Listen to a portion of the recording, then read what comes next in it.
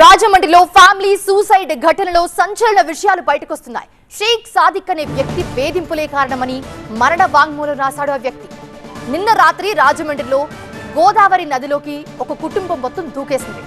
Rail cum road bridge పై నుంచి నిన్న రాత్రి ఈ నలుగురు వ్యక్తులు దూకేశారు. అతని భార్య, కుమార్తె, మనవడితో కలిసి కిల్లపూడి నూకరాజు అనే వ్యక్తి బ్రిడ్జ్ పై నుంచి దూకేశాడు. పిఠాపురం పంచాయతీ రాజ్లో అసిస్టెంట్ ఇంజనీర్ గా నూకరాజు పనిచేస్తున్నాడు. ఈత రావడంతో మనవడు బతికి బయటపడ్డాడు. మిగతా ముగ్గురు కోసం పోలీసులు గాలిస్తూ ఉన్నారు. ఇక వాళ్ళందరినీ కాపాడాలని ప్రయత్నించిన రాహుల్ అనే వ్యక్తికి నడుము విరిగిపోయింది. రాజమండ్రిలో ఇదో ఘోరం అనే చెప్పుకోవాలి. భార్య మీనా, కుమార్తె సౌజన్య, మనవడు కార్తిక్ తో కలిసి రాజమండ్రి గోదావరిలోకి దూకాడు కిల్లపూడి నూకరాజు. ఆయన పంచాయతీ రాజ్ శాఖలో అసిస్టెంట్ ఇంజనీర్ గా పిఠాపురంలో పనిచేస్తూ ఉన్నాడు. 4 ఏళ్ల క్రితం నూకరాజు కుమారుడు చనిపోయాడు. గత నెలలో అల్లుడు కూడా మరణించాడు. ఆ సమయంలో మీకు నేనున్నాను అంటూ వచ్చాడు షేక్ సాదిక్ అనే వ్యక్తి. అతను రైఫిల్ షూటర్. సాయం పేరుతో కూతురు సౌజన్యకు దగ్గరయ్యేందుకు ప్రయత్నించాడు. నీ సాయం మాకెందుకు అంటూ ఆ కుటుంబం అతన్ని తిరస్కరించింది. కానీ సౌజన్యను మాత్రం సాదిక్ వేధిస్తూ వచ్చాడు. ఒప్పుకోకపోతే నీ కొడుకుని స్కూల్కి వెళ్లి చంపేస్తానంటూ బెదిరించి లొంగదీసుకున్నాడు. ఆమె నుంచి బ్యాంక్ అకౌంట్లు కాజేశాడు. బంగారం సహా ఇతర విలువైన వస్తువులన్నీ లాక్కున్నాడు.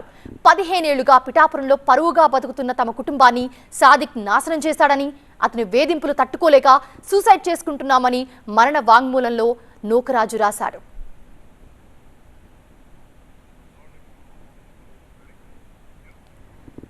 షేక్ సాదిక్ దగ్గరే నూకరాజు మనవడు స్విమ్మింగ్, రైఫిల్ షూటింగ్ వంటివి నేర్చుకుంటూ ఉన్నాడు. ఇక నూకరాజు రాసిన మరణ వాంగ్మూలం ప్రస్తుతం స్క్రీన్ మీద చూస్తున్నాము. మా అల్లుడు జూలై నెలలో చనిపోయాడు, సహాయకారిగా ఉంటానంటూ pro rifle shooter Sheikh Sadiq వచ్చాడు. అయితే మాకు వద్దని చెప్పినా కూడా అతను వినలేదు. నా మనవడిని స్కూల్కి వెళ్ళి చంపుతానని బెదిరించి నా కూతురిని లొంగదీసుకున్నాడు. నా కూతురు దగ్గర నుంచి విలువైన వస్తువులు, బ్యాంక్ అకౌంట్లు అన్నీ కాజేశాడు. 15 ఏళ్లుగా వరుసగా మేమందరం పరువుగా బతుకుతున్న మా కుటుంబాన్నంతా సాదిక్ వేధించాడు. ఆ బాధలు తట్టుకోలేక నూకరాజు అనే నేను, నా భార్య మీనా, కుమార్తె సౌజన్య, మనవడు కార్తిక్తో కలిసి మేము చనిపోతున్నామంటూ ఒక సూసైడ్ నోట్ రాశాడు నూకరాజు.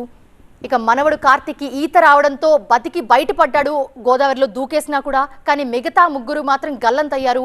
వాళ్ళ కోసం ప్రస్తుతం గాలింపు చర్యలు కొనసాగుతున్నాయి.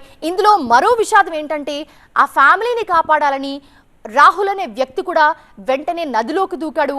దూకిన తర్వాత రాహుల్ అనే వ్యక్తికి నడుము విరిగిపోవడం జరిగింది. ప్రస్తుతం అతను కూడా హాస్పిటల్లో ట్రీట్మెంట్ తీసుకుంటున్నాడు.